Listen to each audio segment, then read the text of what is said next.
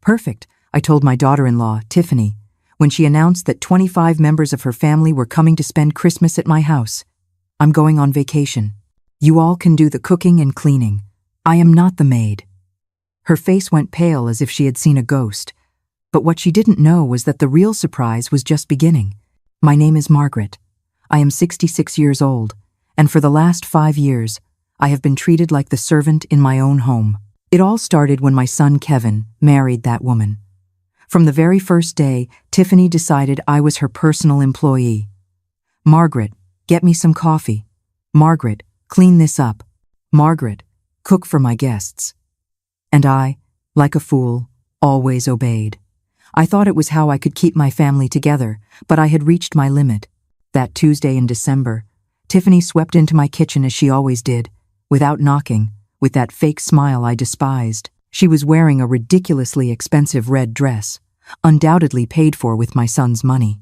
Her heels clicked against my ceramic tile like little hammers on my last nerve. Margaret, she said in that condescending tone she reserved for me, I have marvelous news. My entire family is coming to spend Christmas here. It's only 25 people. Only 25 people. As if that were a small number, as if I were a machine designed for cooking and cleaning. I saw the malice glinting in her eyes as she continued with her master plan. She settled into my kitchen chair, crossed her legs, and began to list them off as if reading a grocery list. I've already spoken with my sister, Valeria, my cousin Evelyn, my brother-in-law Marco, my uncle Alejandro. Everyone is coming. My nieces and nephews will be here, my second cousins, Valeria's kids. It's going to be a perfect Christmas. She took a dramatic pause, expecting my usual panicked reaction. Of course, you'll handle everything. The food, the cleaning, serving the tables. Her words hit me like slaps. I remembered all the times I had prepared dinners for her friends while she took the credit. All the times I had cleaned up after her parties while she slept until noon. All the times I had been made invisible in my own house. We'll need 3 turkeys, at least, she continued, ignoring my silence. And that chocolate silk pie you make too. Oh, and you'll have to decorate the entire house. I want it to look perfect for the Instagram photos. She waited for my typical, yes, Tiffany. But this time was different. This time, something inside me had shattered for good. I looked her directly in the eye with a calm that surprised even me. Perfect, I repeated, watching her smile begin to falter. It will be a perfect Christmas for you all because I won't be here. The silence that followed was deafening. Tiffany blinked several times as if she hadn't heard correctly. Her mouth opened slightly, but no words came out. The clicking of her heels stopped abruptly. What do you mean? You won't be here? She finally managed to articulate, her voice trembling slightly.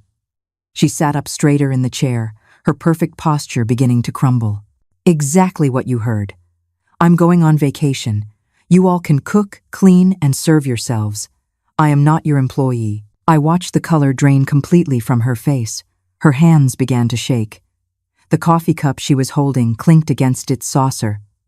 For the first time in 5 years, Tiffany was speechless.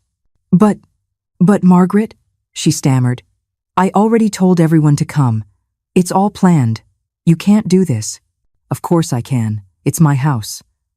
Those 4 words landed like a bomb in the kitchen. Tiffany's jaw dropped, her face shifting from shock to indignation. She shot up from the chair, her heels clicking again, but this time with desperation. This is ridiculous. Kevin is not going to allow this. Kevin can have whatever opinion he likes, but the decision has been made. For the first time, I was in control. But what she didn't know, what none of them knew, was that my decision wasn't spontaneous. I had been planning this for months, and I had my reasons that would soon leave them all speechless. Tiffany's expression morphed from shock to fury in a matter of seconds. Her cheeks flushed, and her eyes narrowed like a snake about to strike. She stepped toward me, invading my personal space, as she always did when she wanted to intimidate me. You know what, Margaret? I always knew you were selfish, but this is the absolute limit. Her voice became venomous, each word dripping with contempt. My family is coming from far away, some from out of the country, and you're going to ruin their Christmas over a whim? A whim. 5 years of mistreatment, humiliation, and emotional abuse, and she called it a whim. I felt rage rise in my chest, but I remained serene. I had learned to control my emotions after so much time as her victim. "That's not my problem," I replied with a calm that unnerved her even more. "You should have consulted me before inviting 25 people to my house." "Our house!" she shrieked, losing her composure completely. "Kevin is your son. This house will be ours one day." There it was, the truth that had always hovered in the air but had never been spoken aloud. Tiffany didn't see me as family. She saw me as a temporary obstacle before she inherited everything I had built with years of hard work and sacrifice. "Interesting perspective," I murmured, watching her pupils dilate with panic as she realized what she had revealed. "Very interesting." At that moment, I heard keys in the front door. Kevin was home from work. Tiffany ran to him like a child tattling to her father, her heels clattering with desperate urgency. "Kevin! Kevin, your mother has gone insane. She says she won't help with Christmas. She says she's going on vacation and leaving us alone with my entire family." I heard their muffled voices from the living room. Tiffany spoke in a rush, her tone sharp and dramatic. Kevin murmured responses I couldn't make out. After a few minutes, their footsteps approached the kitchen. My son appeared in the doorway, his suit wrinkled after a day at the office, his face tired but annoyed. Behind him, Tiffany followed like a shadow, arms crossed and a triumphant expression on her face. She clearly expected him to put me in my place. "Mom," Kevin began in that patronizing tone he had adopted since his marriage. "Tiffany told me about your decision. Don't you think you're being a little dramatic?" Dramatic. My own son was calling me dramatic for refusing to be his wife's servant. I felt something cold and hard settle in my stomach. Something that had been growing for months finally crystallized in that moment. "No, Kevin, I'm not being dramatic. I'm being clear. But Mom, it's Christmas. It's a time for family. Tiffany already invited everyone. We can't cancel now." "I didn't say to cancel. I said I won't be here." Tiffany stepped forward, placing herself between Kevin and me like a human barrier. "See what I mean? She's become completely irrational. What will my family think? What am I going to tell them?" "Tell them the truth," I answered calmly. "That you assumed I would be your employee without consulting me, and that you were mistaken." Kevin sighed deeply, running a hand through his hair as he did when he was frustrated. "Mom, be reasonable. You know Tiffany can't cook for 25 people by herself. And why not? I've cooked for her parties for years. It's time she learned." "But I work," Tiffany protested. "I can't take days off to cook. My career is important." Her career. A part-time position at a boutique she had probably gotten through Kevin's connections. But of course, her career was more important than my time, my energy, my dignity. "Then hire a caterer," I suggested with a sweet smile. "There are many excellent options in the city." "Catering costs a fortune," Kevin exclaimed. "Why spend thousands of dollars when you can?" He stopped abruptly, realizing what he was about to say. "When I can do it for free," I finished for him. "Like always. Like the employee you think I am." The silence stretched between us like a widening crack. Tiffany and Kevin exchanged nervous glances. I could see the wheels turning in their heads, trying to find a way to manipulate me into giving in. "Look, Mom," Kevin said finally, adopting a softer tone. "I know you've been a bit sensitive lately. Maybe you're going through some hormonal changes." Hormonal changes. Seriously. He was reducing me to a hysterical, menopausal woman. The fury I had been containing began to boil beneath the surface, but I managed to keep my voice steady. "There is nothing hormonal about this, Kevin. This is about one very clear thing: respect, and for 5 years, neither you nor your wife has shown me any." "That's not true," Tiffany protested. "We've always treated you well. You're part of the family. The part of the family that serves, cleans, and cooks while you two have fun. The part of the family that is never consulted, but is always expected to obey." Kevin came closer, placing a hand on my shoulder as he used to do as a boy when he wanted something. But he was no longer the sweet child I had raised. He was a man who had chosen his wife over his mother in every conflict for the past 5 years. "All right, Mom. I understand you're upset. But think about it. It's just 1 week. After Christmas, everything goes back to normal. Normal. They're normal, where I was invisible except when they needed me, where my feelings didn't matter as long as their life was comfortable, where my house had ceased to be my sanctuary and had become their personal hotel. No, Kevin, things are not going back to normal. Because I'm leaving tomorrow. They both froze. Tiffany was the first to react, her voice rising an octave. Tomorrow? Tomorrow, I confirmed, enjoying the panic that began to gleam in their eyes. I already have everything arranged. What they didn't know was that I truly did have everything arranged, just not in the way they thought. This is insane! Tiffany shrieked, her eyes wide as she paced my kitchen like a caged animal. You can't leave tomorrow. It's impossible. My family arrives in 3 days. Well, you should have thought of that before you took for granted that I would be your employee, I replied, maintaining my serene tone as I calmly washed my coffee cup. Every movement was calculated to show that her dramatics didn't faze me. Kevin just stood there, shifting nervously from one foot to the other, clearly torn between supporting his hysterical wife and trying to reason with me. His eyes darted between the two of us, as if he were watching a tense tennis match. Mom, please, he finally murmured. At least tell us where you're going. When will you be back? I'm going to visit my sister in Miami, I lied smoothly, and I'll be back after New Year's. The lie came so naturally it surprised even me, but it was necessary. They couldn't know my real plans, not yet. After New Year's? Tiffany practically choked on her own words. But what are we going to do? I already told everyone to come. My uncle Alejandro already bought his plane tickets from Miami. Valeria canceled her plans. Marco took time off work. Those are their problems, not mine. I saw desperation begin to replace the rage on Tiffany's face.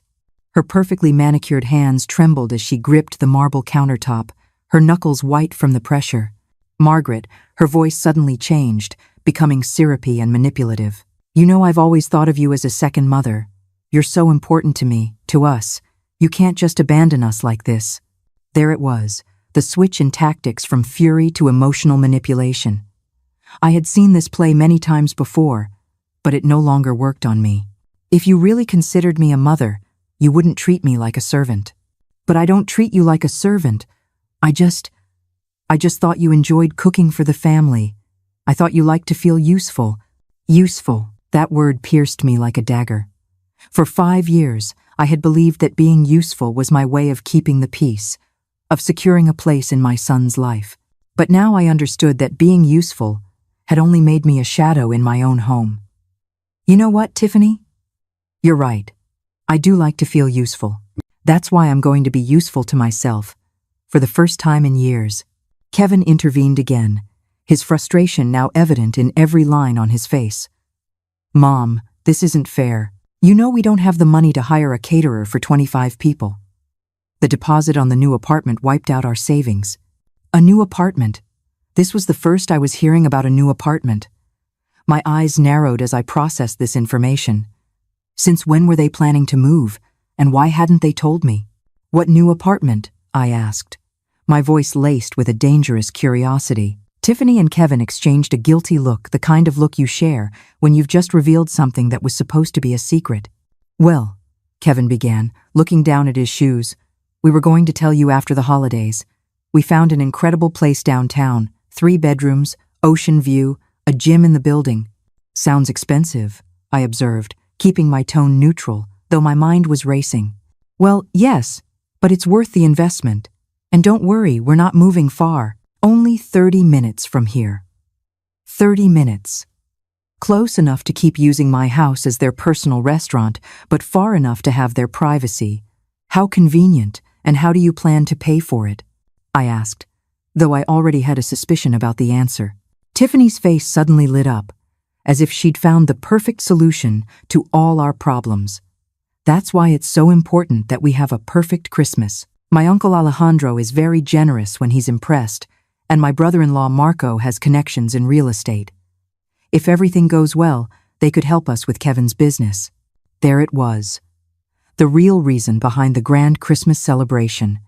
It wasn't about family or tradition. It was about money, about impressing wealthy relatives to get financial favors. And I was the cornerstone of their manipulation scheme. I see, I murmured, letting the silence hang as they both waited for my response. So, you need your Christmas to be perfect to impress the rich family. Exactly, Tiffany exclaimed, relieved that I finally understood the gravity of the situation. I knew you'd get it. You're so smart, Margaret. You always know the right thing to do. The right thing. For 5 years, the right thing had been to sacrifice my comfort, my time, my dignity to make their lives easier. But now I had a completely different perspective on what was right. You're right, Tiffany. I know exactly what the right thing to do is. That's why my decision stands. I'm leaving tomorrow. The hope vanished from their faces like spilled water. Tiffany began to breathe rapidly, on the verge of a panic attack. You can't do this. You can't ruin our future over a tantrum. It's not a tantrum. It's a well-thought-out decision. But what will my family think when they arrive and there's no one here to receive them? What will they think when they see there's no food prepared? They will think that their niece invited them without having the capacity to be a host. And they will be correct. Kevin stepped closer, his desperation now palpable. Mom, please, if you really need a vacation, we can postpone it. After New Year's, you can go wherever you want. For as long as you want, we'll pay for your trip, the hotel, everything. They'd pay for my trip? With what money, I wondered, if they had just said the apartment deposit left them with no savings.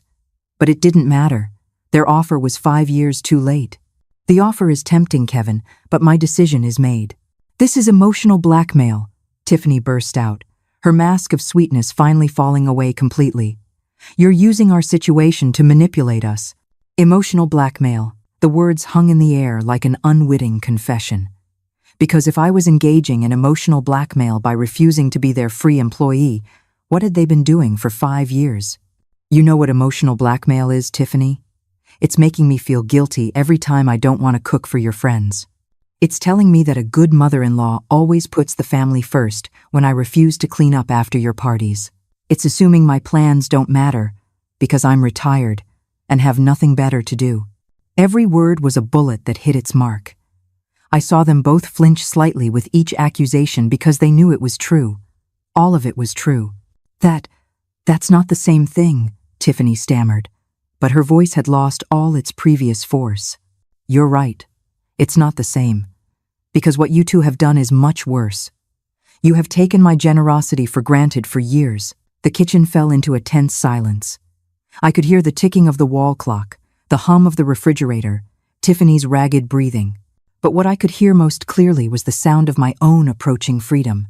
Because tomorrow, everything would change, and they had no idea just how much.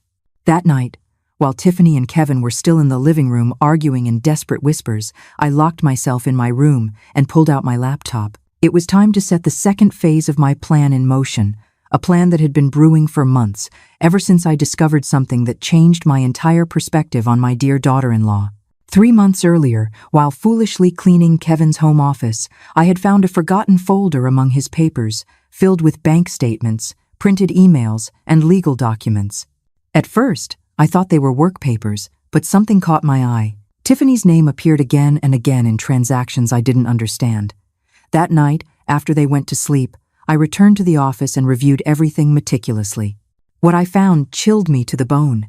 Tiffany had been spending money they didn't have. A lot of money.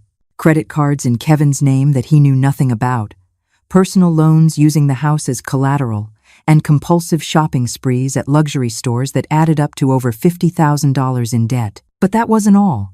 I also found emails where Tiffany discussed with her friends how to manage Kevin so he wouldn't discover her spending, how to keep him distracted while she kept shopping.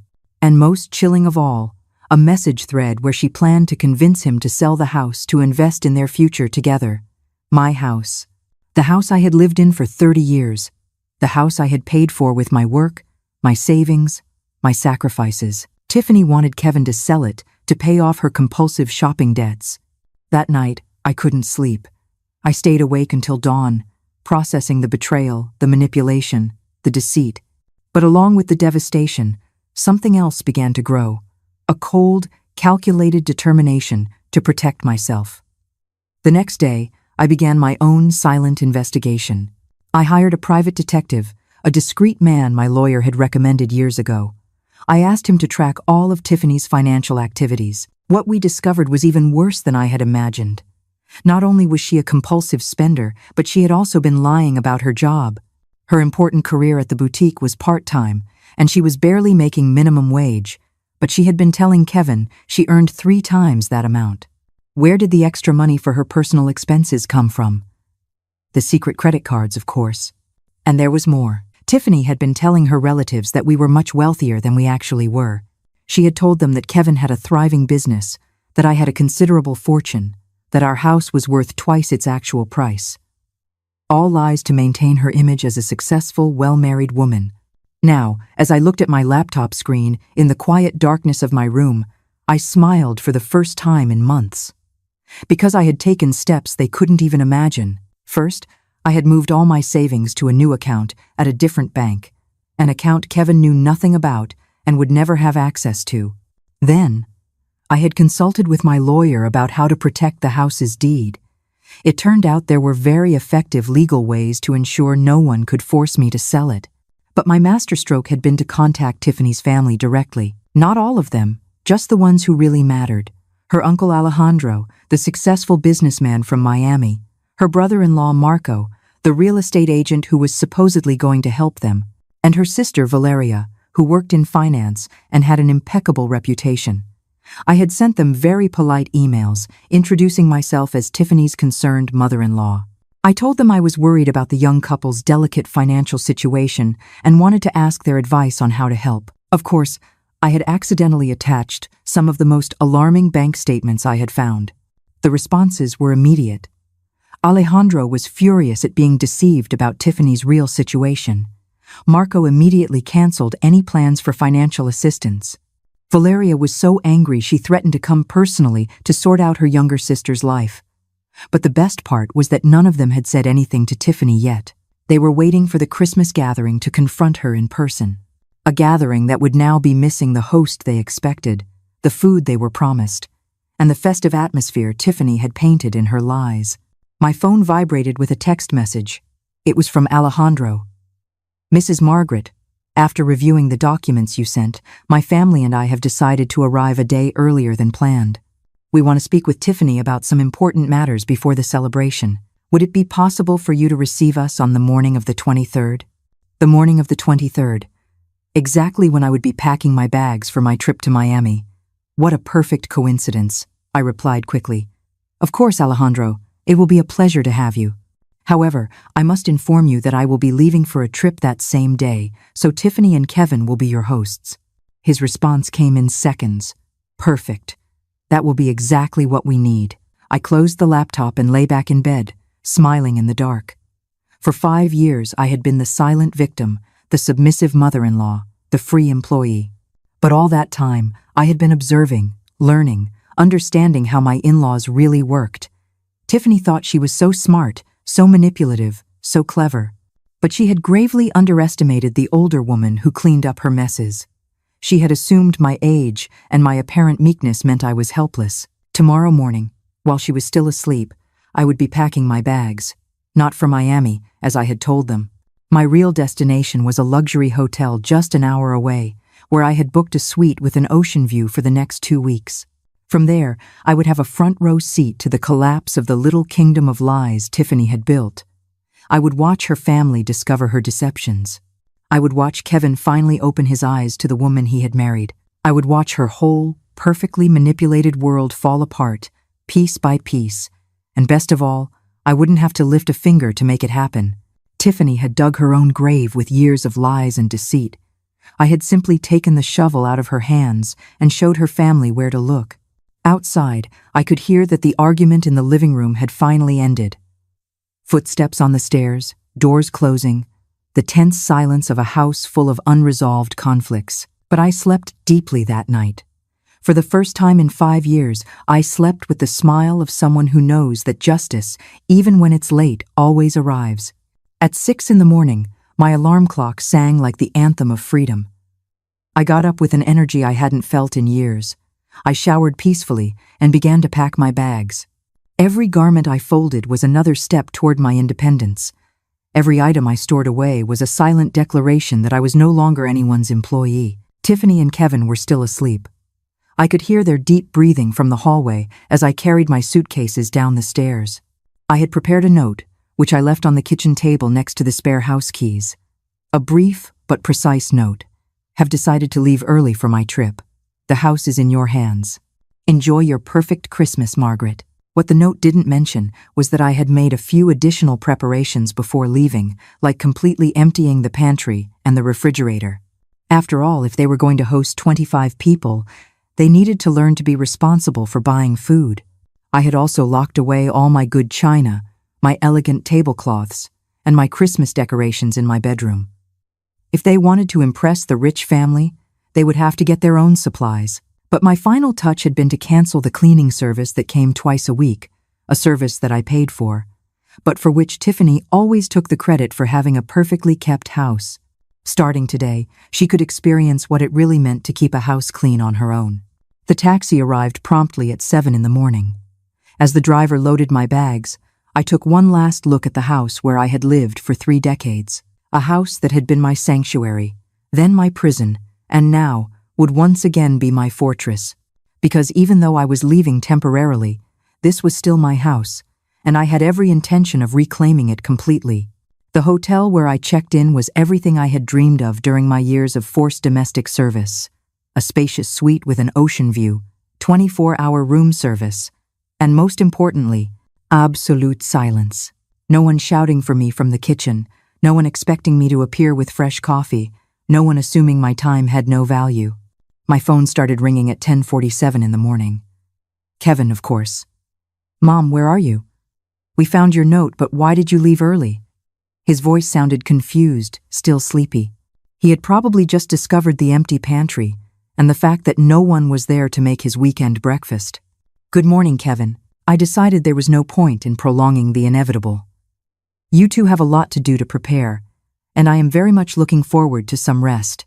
But Mom, this is so sudden. Tiffany is, well, she's pretty upset. Upset.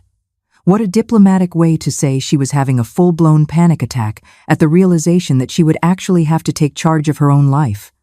I'm sure she'll manage perfectly. After all, she's a very capable woman. There was a long pause. I could hear voices in the background, Tiffany speaking in a rapid, hysterical tone. Could you at least tell us where you are? In case of an emergency, I am safe and in a good place. That's all you need to know. Mom, please. I know you're angry, but this is extreme. Tiffany's family arrives in 2 days, and we don't know how. Kevin, I interrupted him firmly. You are 32 years old. Tiffany is 29. You are fully functional adults. I am certain you can solve your own problems without relying on a 66-year-old woman. Another pause. This one longer. Fine, he finally sighed. But promise me you'll be okay. And when are you coming back? I'll be back when I'm ready. Enjoy your Christmas. I hung up before he could insist further. I immediately put my phone on silent mode. I knew the next few hours would be a constant bombardment of desperate calls and messages. But I had waited 5 years for this moment of peace. I wasn't going to let them ruin it. I ordered lobster thermidor from room service, something I would never have cooked for myself because it would have seemed too extravagant by the standards of austerity Tiffany had imposed in my own home. As I ate slowly, savoring every bite, my phone blinked constantly with silenced notifications. The best part was yet to come, because tomorrow morning, exactly as I had calculated, Tiffany's family would begin to arrive. They would not find the perfect Christmas she had promised them. Instead, they would find the raw reality of who the woman who had been living on lies for years truly was. At 3 in the afternoon, I finally checked my messages.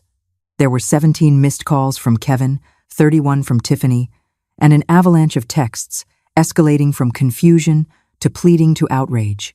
But the message I was really interested in had arrived from Alejandro at noon. Mrs. Margaret, my family and I will arrive tomorrow at 8 in the morning as agreed. We look forward to meeting you personally and having that important conversation with Tiffany. Thank you for your hospitality. Hospitality. If only he knew that by 8 o'clock tomorrow, the only hospitality they would find would be Tiffany trying to explain why the house was empty, why there was no food, and why the generous mother-in-law she had boasted so much about had mysteriously disappeared. I replied to Alejandro, I regret to inform you that I had to move up my trip due to unexpected family commitments. Tiffany and Kevin will be delighted to host you.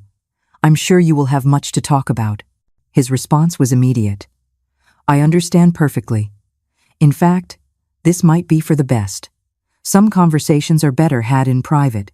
Private. Exactly what they needed. A private conversation between a woman who had been lying for years and a family that finally knew the truth about her financial deceptions. That afternoon, as I enjoyed a massage at the hotel spa, I allowed myself to imagine the scene that would unfold tomorrow morning. Tiffany and Kevin waking up in a panic, making a last-minute run to the grocery store, desperately trying to create the illusion of hospitality they had promised. And then, at 8 o'clock sharp, the sound of the doorbell, announcing the arrival of the family who had come to collect on past due accounts. I couldn't help but smile as the masseuse worked on the knots of tension that had been in my shoulders for 5 years. Knots that were finally beginning to unravel, one by one, just like Tiffany's lies. The morning of the 23rd dawned with a clear sky, and my phone exploded with calls. I woke to the first call from Kevin at 6:30 in the morning. I didn't answer. While I leisurely ate eggs Benedict with smoked salmon on my suite's terrace, I decided to check the voicemails. The first was from Kevin. Mom, please, pick up. Tiffany is hysterical. We don't know what to make for breakfast for 25 people. The grocery store doesn't open until 8, and the family arrives at exactly that time. We need help, urgently. Please, please call us. The second was from Tiffany, her voice completely broken. Margaret, I know you're mad at me, and I get why, but please don't make me look bad in front of my family. They traveled from so far away. My uncle Alejandro came from Miami. Valeria canceled important plans. I don't know how to cook for this many people. I don't even know where to start. I promise, we'll talk later and fix everything, but right now I desperately need your help. The third message was even better. Tiffany again, now sobbing. Margaret, I just checked the pantry and the refrigerator. Everything is empty. Why is there nothing? How am I supposed to feed my family? Where is the good china? Where are the Christmas tablecloths? Please, at least, just tell me where you put everything. Just that, please. Ah, yes.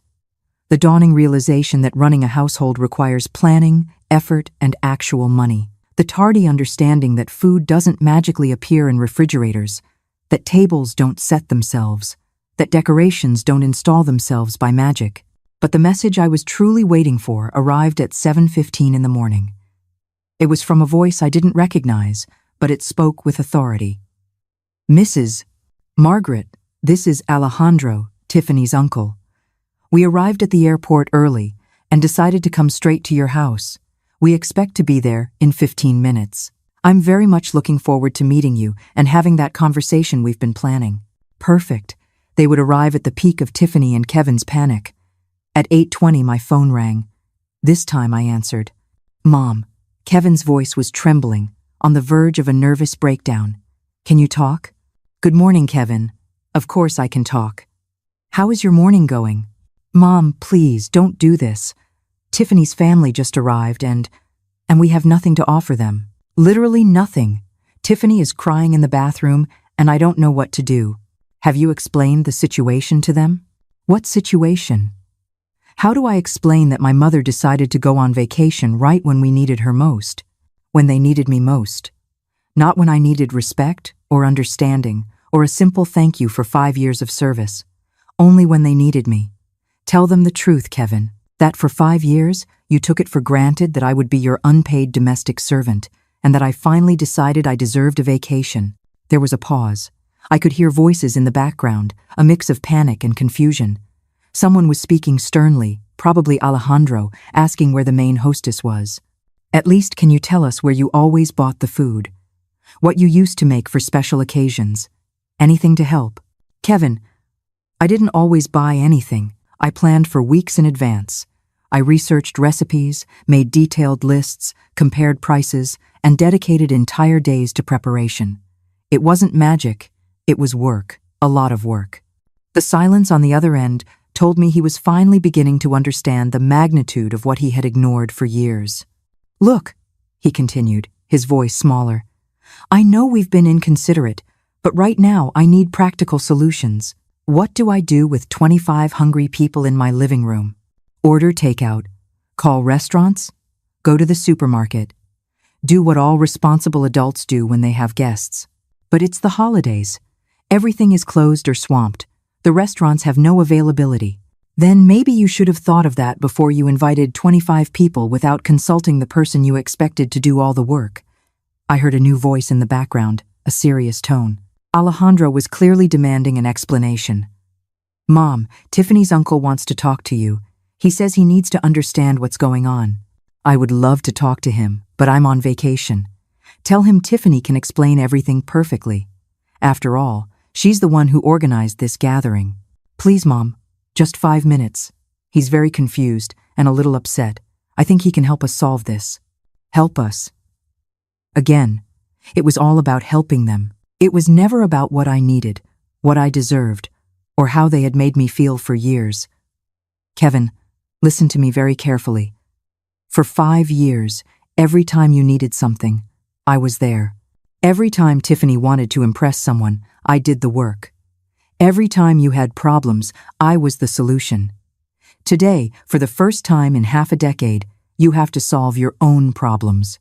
And that is not my responsibility. But it's my family, he finally shouted, losing his composure. I heard Alejandro's clear voice in the background. Young man, I need to understand what kind of family gathering you organize. Where is the woman of the house?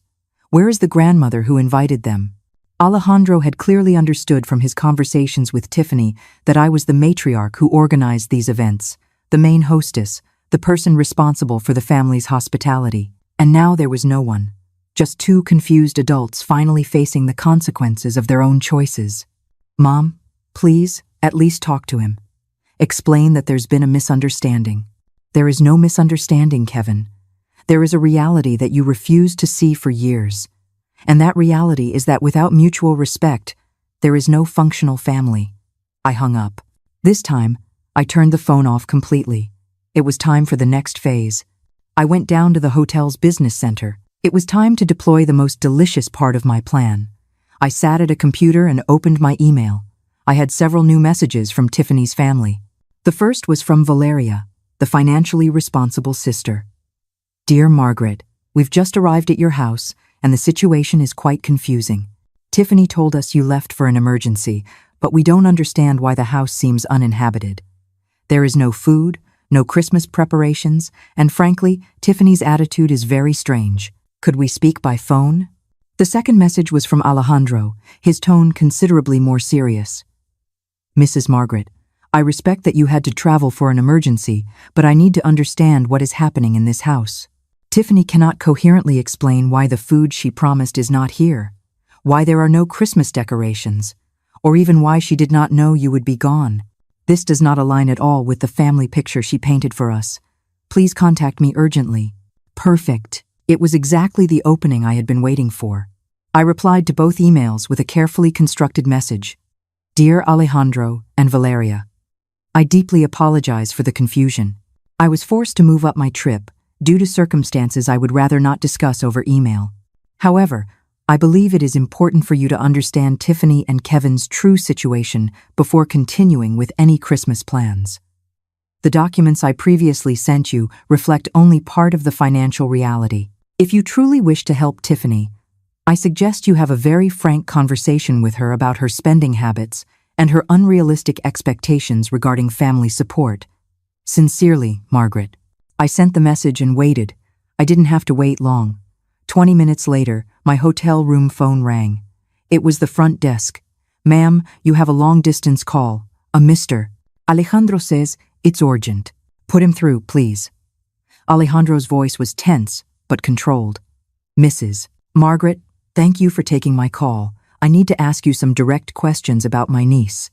Of course, Alejandro. I'm all ears. First, is it true that Tiffany has been asking you to cook and clean for all her family gatherings? That is correct. For the last 5 years, every time you have visited or she has had guests, I have handled all the preparations. And when she told us about the elaborate dinners and perfect events, was she organizing them? or were you? I planned everything from scratch. Tiffany took the credit. There was a long pause. I could hear voices in the background, clearly Alejandro arguing with someone. Second question. The financial statements you sent us, are they real? Completely real. I obtained them directly from my son's personal files. And Tiffany knows you discovered her debts? Number. Until today. She had no idea that I knew about her secret spending or her lies about her income. I see. His voice had turned to ice. One more question. Why did you decide to leave at this exact moment?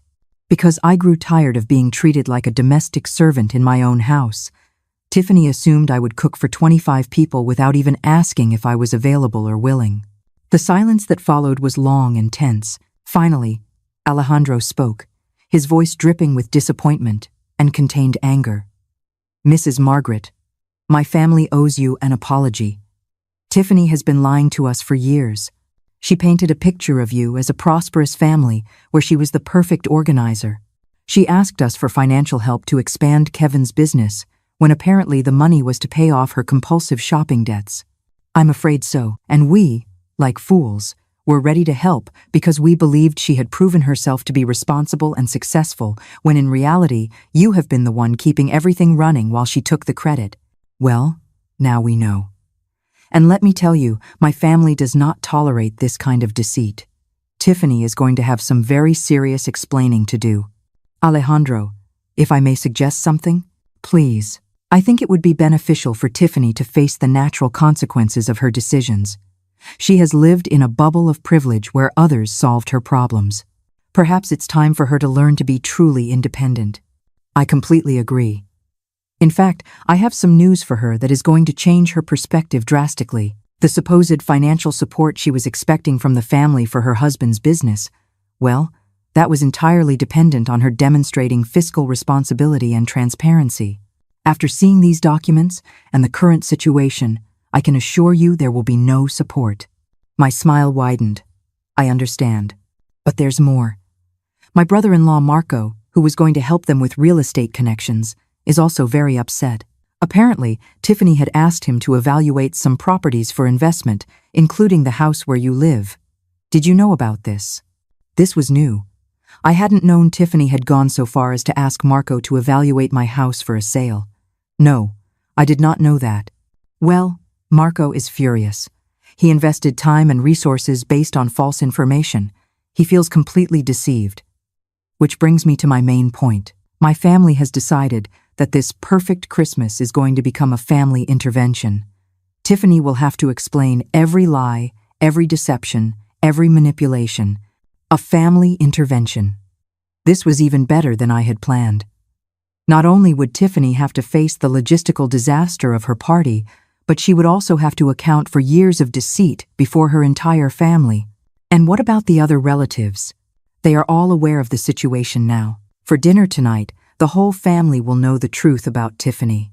And does she know? Not yet. But she's about to. I could hear voices rising in the background. Things were clearly escalating at my house. Mrs.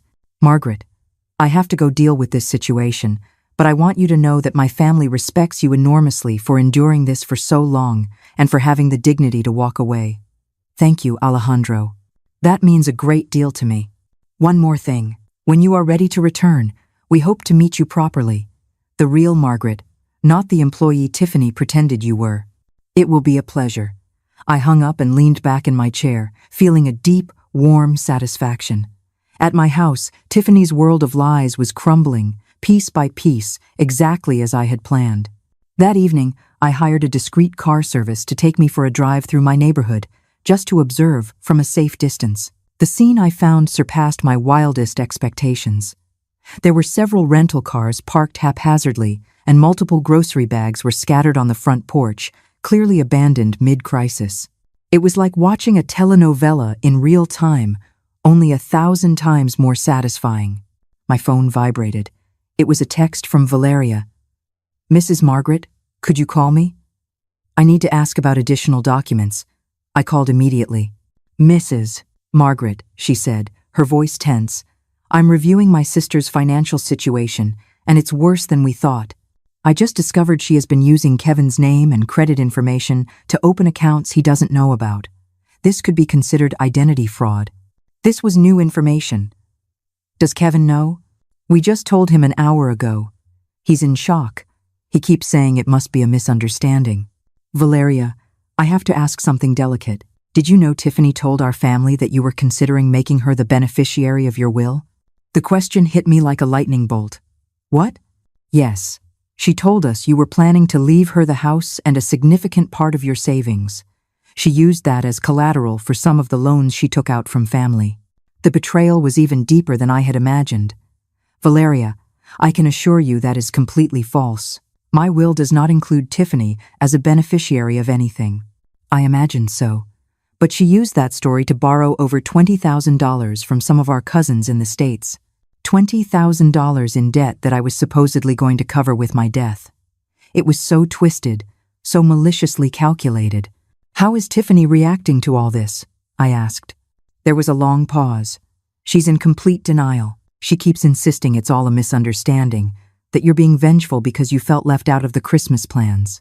Of course, even when confronted with irrefutable evidence, Tiffany was still trying to play the victim. And the Christmas celebration? Valeria laughed bitterly. What Christmas? Tiffany ordered pizza for 25 people because she didn't know how to cook anything else. We're eating off paper towels because she can't find the good plates. Instead of celebrating, we're having the most intense family showdown of our lives. Pizza for 25. The irony was delicious. What do you plan to do now? I asked. Some of us are leaving tomorrow. This isn't the family reunion we expected, but a few of us are staying to make sure she understands the consequences of her actions. All family loans are being called in immediately. The financial support for Kevin's business is gone, and we will be informing other family members to protect them from future manipulations. It was poetic justice. And Kevin? That's the saddest part. I think he truly knew nothing about her lies. He's devastated. My poor son. But I also knew this was the only way he would ever open his eyes. Valeria, there's one more thing you should know. When I return home, and I will return soon, I will be making some significant changes. Tiffany will no longer have free access to my house. There will be new rules, new boundaries, and new consequences for disrespect. That sounds perfect. It's time she learned to live in the real world. I hung up and asked the driver to take me back to the hotel. Tomorrow would be my triumphant return. The morning of December 24th dawned cold but bright. I packed my bags calmly and prepared for the final confrontation. Before leaving the hotel, I called my lawyer, Robert. I'm Margaret. Are all the documents we discussed ready? Perfectly ready, Margaret. The changes to the will are notarized, the amendment to the house deed is registered, and the new residency agreements are ready for your signature. Perfect. I'll see you in an hour at my house. Are you sure you want to do this on Christmas Eve? Robert, there is no more perfect time. It's time my family learned the true meaning of gratitude. The taxi dropped me off at 10 in the morning. I opened the door with my key, and the house fell silent. Margaret. Kevin's voice was incredulous, almost hopeful. Yes, I'm back. He appeared first, with deep dark circles under his eyes. Behind him came Tiffany, a version I had never seen before, no makeup, wrinkled clothes, eyes swollen from crying. Then came the rest of her family. Alejandro, stern and imposing. Valeria, holding a folder of documents. Marco and Evelyn, their faces etched with disappointment. Mrs. Margaret, Alejandro said, extending a hand respectfully. It is an honor to finally meet you. We are deeply sorry to have met under these circumstances. The honor is mine, Alejandro. And don't worry. Sometimes the truth needs to come out dramatically. Just then, the doorbell rang. It was Robert, my lawyer. Robert, thank you for coming. I believe we're all ready for the conversation we've been postponing for years. Robert entered, his presence immediately adding a legal weight to the room. Good morning, he said professionally. I am Robert Miller, Mrs. Margaret's attorney. I understand there are some family and financial matters that require clarification. Tiffany grew even paler. Why is there a lawyer here?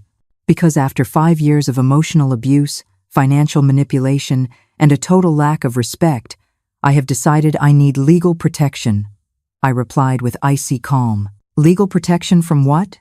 Kevin asked, genuinely confused. From your wife's attempts to use my future death as collateral for loans.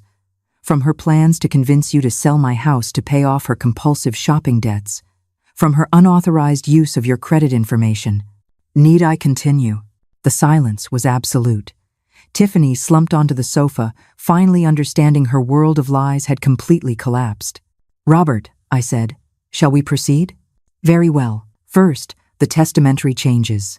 Mrs. Margaret has amended her will to ensure that the ownership of this house can never be sold or mortgaged without her explicit consent, even after her death. The house will be transferred into a family trust that protects Kevin's interests but prohibits any financial speculation. Tiffany began to cry silently. Kevin looked shocked, but also, for the first time, genuinely ashamed. Second, Robert continued, the new terms of residency. Tiffany no longer has unrestricted access rights to this property. Any visit must be coordinated in advance and approved by Mrs. Margaret. What does that mean exactly? Kevin asked, his voice trembling.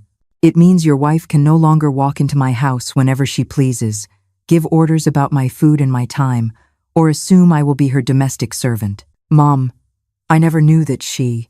You never knew? In 5 years, you never noticed that every time you had guests, I did all the work while she took the credit? You never wondered why your wife never cooked or cleaned, but always talked about what a perfect hostess she was. Kevin bowed his head, finally confronting years of willful blindness. Alejandro approached Tiffany, his voice heavy with paternal disappointment. Tiffany, our family gave you opportunities, trust, and support based on lies. You made us unwitting accomplices in your disrespect toward a woman who deserved our admiration, not our contempt. Uncle, I never wanted. You never wanted what? To lie about your income? To commit identity fraud? To promise inheritances that weren't yours to give? To treat your mother-in-law like a servant? Tiffany had no answer. There is one more thing, I continued, looking directly at Tiffany. You will pay back every penny you borrowed, using lies about my supposed inheritance. You will personally apologize to every family member you deceived, and you will learn to live within your actual means, not in the fantasy you built at my expense. And if she doesn't? Valeria asked. Then she will face the appropriate legal consequences for identity fraud and fraudulent obtainment of credit, Robert finished, closing his briefcase. I addressed the entire family gathered in my living room. For 5 years I sacrificed my dignity because I thought I was keeping the family together. But I learned something important. A family built on disrespect and manipulation is not a family at all. It is a toxic structure that hurts everyone involved. I looked specifically at Kevin. Son, I love you, but you have to decide what kind of man you want to be. One who allows his wife to abuse his mother, or one who defends respect and honesty in his family. Finally, I looked at Tiffany. And you have to decide if you want to be a responsible adult who faces the consequences of her actions, or continue to be a manipulative child who expects others to solve the problems she creates. The clock struck noon on Christmas Eve. Now, I said, with a smile I had been saving for months, those who wish to stay for a Christmas based on honesty, respect, and real gratitude are welcome. Those who prefer to continue living in fantasies and manipulations may leave. For the first time in 5 years, I was in total control of my house, my life, and my future, and I had never felt a freedom so sweet.